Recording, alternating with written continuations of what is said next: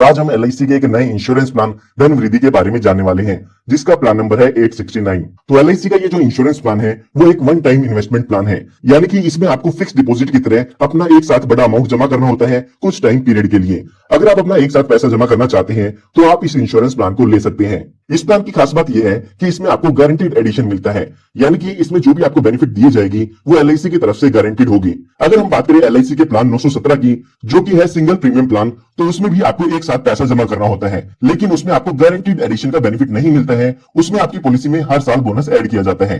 लेकिन एलआईसी की धन वृद्धि एक ऐसी पॉलिसी है जिसमें आपको गारंटीड एडिशन का बेनिफिट मिलने वाला है। उसके बाद यहाँ पर इस प्लान में आपको सेविंग्स का तो बेनिफिट मिलेगा ही मिलेगा, साथ में इसमें आपको इंश्योरेंस कवर भी मिलता है। और अगर आप यहाँ पर कम इंश्योरेंस कवर लेना चाहे तो कम इंश्योरेंस कवर ले सकते हैं, और आप ज्यादा इंश्योरेंस कवर लेना चाहे तो ज्यादा इंश्योरेंस कवर भी ले सकते हैं। यहाँ पर आपको इंश्योरेंस कवर चूज करने के लिए दो ऑप्शन दिए जाते हैं। दोनों ही ऑप्शन में से आप कोई एक ऑप्शन चूज कर सकते हैं। अगर हम पहले ऑप्शन की बात करें तो उसमें आप जो भी प्रीमियम पे करते हैं उसका 1.2 टाइम्स इंश्योरेंस कवर ले सकते हैं।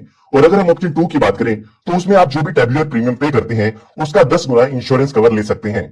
अगर आप यहाँ पर कम इंश्योरेंस कवर लेते हैं तो उसमें आपको सेविंग्स का बेनिफिट ज्यादा मिलेगा, और अगर आप ज्यादा इंश्योरेंस कवर इसमें लेते हैं तो उसमें आपको मैच्योरिटी के टाइम पर सेविंग्स का अमाउंट कम मिलेगा। तो यहाँ पर आप जितना भी इंश्योरेंस कवर लेना चाहें वो अपने अकॉर्डिंग इन ऑप्शंस में से चूज कर सकते हैं। आइए अब जानते हैं इस प्लान की क्या क्या रिक्वायरमेंट्स हैं। तो यहाँ पर इस प्लान में सबसे पहले बात आती है टर्म की, यानी कि कितने साल के लिए आपको इस पॉलिसी को लेना होगा।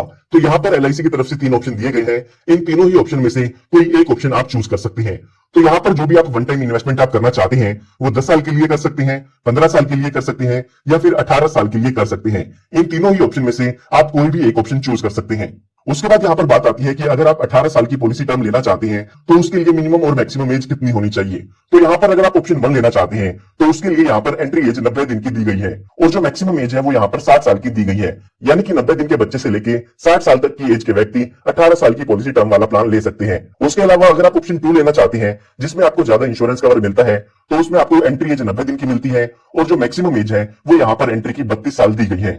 उसके बाद यहाँ पर बात आती है मैक्सिमम मैच्योरिटी एज की, यानी कि जब ये आपकी पॉलिसी खत्म होगी उस टाइम पर आपकी एज कितनी होनी चाहिए। तो यहाँ पर अगर आप अपनी एज और आपकी जो पॉलिसी टर्म है उसको ऐड करते हैं तो आपको यहाँ पर मैक्सिमम मैच्योरिटी एज मिल जाती है। तो अगर आप ऑप्शन 1 चूज करते हैं तो उसमें एज 78 ईयर्स की दी गई है, और अगर आप ऑप्शन 2 चूज करते हैं तो उसमें मैक्सिमम मैच्योरिटी एज 50 साल की दी गई है। तो यहाँ पर मैं आपको बताना चाहूंगा कि आप जो पॉलिसी टर्म लेना चाहते हैं उसी के अकॉर्डिंग आपको एंट्री एज और एग्जिट एज चेक करनी है, ताकि आपको यहाँ पर कोई भी कंफ्यूजन ना हो। तो यहाँ पर मैंने आपको 18 साल की पॉलिसी टर्म के अकॉर्डिंग जो रिक्वायरमेंट थी वो आपको बता दी है। ठीक इसी तरह से अगर आप 15 साल की पॉलिसी टर्म लेना चाहते हैं तो वो भी आप ले सकते हैं। उसके लिए जो एंट्री एज है और एग्जिट एज है वो आप स्क्रीन पर देख सकते हैं। और उसके बाद यहाँ पर अगर हम बात करें 10 साल की पॉलिसी टर्म की, तो उसमें भी आपको एंट्री एज और एग्जिट एज अलग अलग देखने को मिल जाती है, ये आप स्क्रीन पर देख सकते हैं। उसके बाद यहाँ पर बात आती है मिनिमम सम एश्योर्ड की, यानी कि इसमें आप कम से कम बीमा कितने रुपए का ले सकते हैं।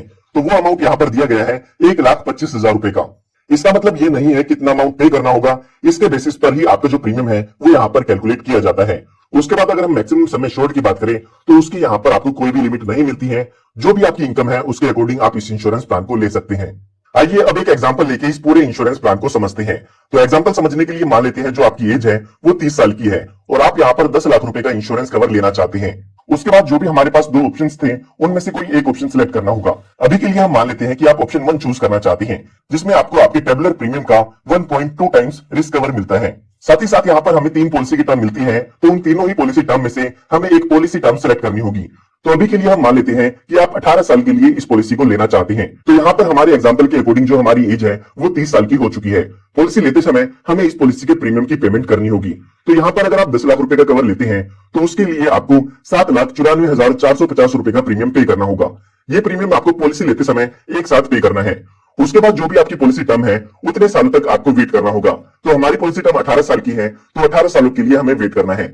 उसके बाद जैसे ही हमारी पॉलिसी टर्म खत्म हो जाएगी तो उस टाइम पर आपकी जो पॉलिसी है उसकी मैच्योरिटी हो जाती है, और जब आपकी पॉलिसी की मैच्योरिटी हो जाती है तो उस टाइम पर आपको सम एश्योर्ड का अमाउंट मिलता है, और साथ ही साथ जो भी आपकी पॉलिसी का गारंटीड एडिशन है वो अमाउंट भी आपको मिलता है। तो यहाँ पर जो हमारा पॉलिसी का सम एश्योर्ड था वो 10 लाख रुपए था। इसी के साथ साथ हमें अपना गारंटीड एडिशन भी मिलना होगा। तो यहाँ पर आपको कितना गारंटीड एडिशन मिलेगा उसकी पूरी लिस्ट एलआईसी की तरफ से प्रोवाइड की गई है, जो कि आप स्क्रीन पर देख सकते हैं। तो यहाँ पर आप देख सकते हैं कि अगर आपका जो प्रीमियम है वो 7 लाख या 7 लाख से ज्यादा का है, और अगर यहाँ पर आप पॉलिसी टर्म 18 साल की चूज करते हैं तो उसमें आपको 75 रुपए का गारंटीड एडिशन मिलता है। ये जो 75 रुपए का अमाउंट है वो 1,000 रुपए के सम एश्योर्ड पर दिया हुआ है। अब यहाँ पर हमने जो अपनी पॉलिसी का सम एश्योर्ड लिया है वो 10 लाख रुपए का लिया है। तो यहाँ पर हमें 10 लाख रुपए के सम एश्योर्ड के अकॉर्डिंग गारंटीड एडिशन कैलकुलेट करना होगा। तो हमें सबसे पहले 10 लाख रुपए का जो अमाउंट है उसको 1000 से डिवाइड करना है और 75 रुपीज से मल्टीप्लाई करना है।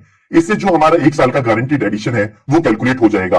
उसके बाद जो अमाउंट आता है उसको हमें 18 साल से मल्टीप्लाई करना होगा, क्योंकि ये जो गारंटीड एडिशन है वो हमें 18 साल तक मिलने वाला है। तो अगर हम 10 लाख को 1000 से डिवाइड करते हैं तो वो अमाउंट आता है 1000 रुपए का, और 1000 को मल्टीप्लाई करते हैं हम 75 से, तो 1 साल का जो गारंटीड एडिशन है वो 75,000 रुपए का आ जाता है। और अगर हम यहाँ पर 18 साल का गारंटीड एडिशन कैलकुलेट करते हैं तो वो टोटल अमाउंट 13,50,000 रुपए का आ जाता है। और जो हमारा पॉलिसी में सम एश्योर्ड था वो 10 लाख रुपए था, यानी कि इस पॉलिसी की मैच्योरिटी होने पर आपको 23,50,000 रुपए का अमाउंट मिलने वाला है।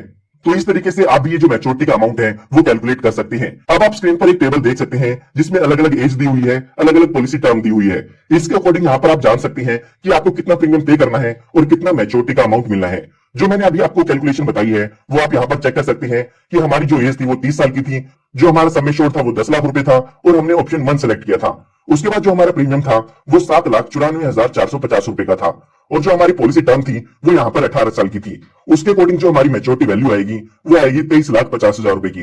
तो यहाँ पर जो भी आप एज या पॉलिसी टर्म की कैलकुलेशन देखना चाहते हैं वो स्क्रीन पर देख सकते हैं। इसके अलावा अगर आप ऑप्शन 2 चूज करना चाहते हैं तो उसकी टेबल भी आप स्क्रीन पर देख सकते हैं। उसमें मैंने आपको बताया था कि आपको मैच्योरिटी का जो अमाउंट है वो कम मिलता है, क्योंकि उसमें आपका जो इंश्योरेंस कवर है वो बढ़ जाता है। तो उसकी कैलकुलेशन भी आप स्क्रीन पर देख सकते हैं। जिस भी एज में आप कैलकुलेशन देखना चाहते हैं और जिस भी पॉलिसी टर्म की कैलकुलेशन देखना चाहते हैं वो यहाँ पर आप आसानी से देख पाएंगे। ये हमने बात तब की है जब पॉलिसी होल्डर के साथ पॉलिसी टर्म के दौरान कोई भी दुर्घटना नहीं होती है। आइए अब बात करते हैं कि अगर पॉलिसी टर्म के साथ कोई दुर्घटना हो जाती है तो उस केस में पॉलिसी होल्डर के नॉमिनी को क्या क्या डेथ बेनिफिट्स मिलते हैं। तो यहाँ पर पॉलिसी टर्म के दौरान अगर पॉलिसी होल्डर की डेथ हो जाती है तो आपके नॉमिनी को सम एश्योर्ड ऑन डेथ दिया जाता है। अगर आपने यहाँ पर ऑप्शन 1 चूज किया है तो जो भी आपका टेबुलर प्रीमियम है उसका 1.2 टाइम्स आपको इंश्योरेंस कवर मिलता है या आपके नॉमिनी को अमाउंट मिलता है। तो यहाँ पर जो हमारा एग्जाम्पल था उसके अकॉर्डिंग जो हमारा टेबुलर प्रीमियम था वो था 7,94,450 रुपए। तो अगर हम इसको 1.25 से मल्टीप्लाई करते हैं तो हमारा ये इंश्योरेंस कवर का अमाउंट आ जाता है। तो यहाँ पर आप इसकी कैलकुलेशन करते हैं तो 9,93,000 रुपए का अमाउंट ये आ जाता है, जो कि पॉलिसी होल्डर की डेथ होने के बाद नॉमिनी को मिलता है। और अगर आपने ऑप्शन 2 चूज किया है तो जो भी आपका टेबुलर प्रीमियम है उसका 10 गुना आपको इंश्योरेंस कवर मिलता है, जो कि आपके नॉमिनी को प्रोवाइड किया जाएगा। तो जो भी आपने ऑप्शन चूज किया है और जो भी आपका टेबुलर प्रीमियम है उसी के अकॉर्डिंग ये डेथ बेनिफिट कैलकुलेट किया जाता है और आपके नॉमिनी को ये अमाउंट प्रोवाइड कर दिया जाता है। इसी के साथ साथ आपको यहाँ पर गारंटीड एडिशन भी मिलता है। जितने साल भी आपकी पॉलिसी चलती है उतने साल का गारंटीड एडिशन आपके नॉमिनी को दिया जाता है।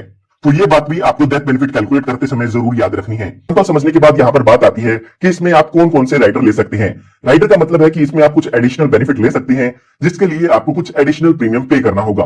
तो यहाँ पर आप अपनी पॉलिसी में accidental death and disability benefit rider add करा सकते हैं। इसी के साथ साथ आप इसमें न्यू टर्म एश्योरेंस राइडर भी ऐड करा सकते हैं, जिसके लिए आपको कुछ एक्स्ट्रा प्रीमियम पे करना होगा। तो उसके बाद यहाँ पर बात आती है सरेंडर वैल्यू की। तो अगर आप पॉलिसी लेने के बाद पॉलिसी को सरेंडर कराना चाहते हैं तो कभी भी अपनी पॉलिसी को सरेंडर करा सकते हैं। उस केस में जो भी गारंटीड सरेंडर वैल्यू होगी या फिर जो भी स्पेशल सरेंडर वैल्यू होगी, उन दोनों में से ही जो अमाउंट ज्यादा आएगा वो अमाउंट आपको एज ए सरेंडर वैल्यू मिल जाता है। उसके बाद यहाँ पर अगर हम लोन की बात करें तो इसमें आपको लोन का बेनिफिट भी मिल जाता है। पॉलिसी लेने के 3 महीने बाद आपको इसमें लोन की सुविधा मिल जाती है।